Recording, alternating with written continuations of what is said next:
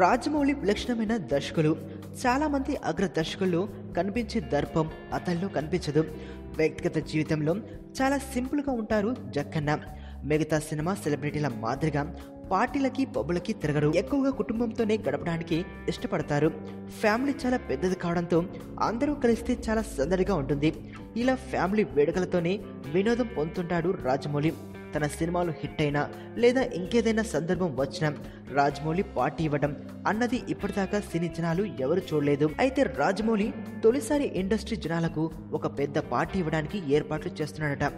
ఆ పార్టీ తన కోసం కాదు, తన బాహుబలి ప్రభాస్ కోసం.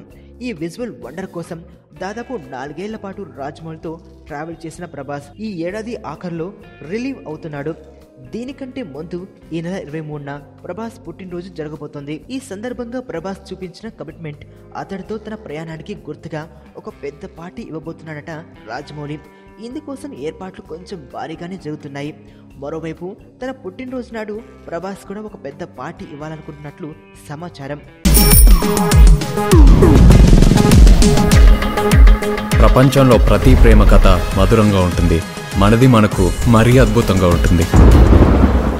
నా ఫీలింగ్స్ ఎక్స్ప్రెషన్స్ అన్ని పేపర్ మీద రాసి తనకి ఇస్తాను రా. అవసరమా రా ఇదంతా? ఇన్ఫాచ్యువేషన్ రా. రే, అమ్మాయిని చూసిన వెంటనే అలా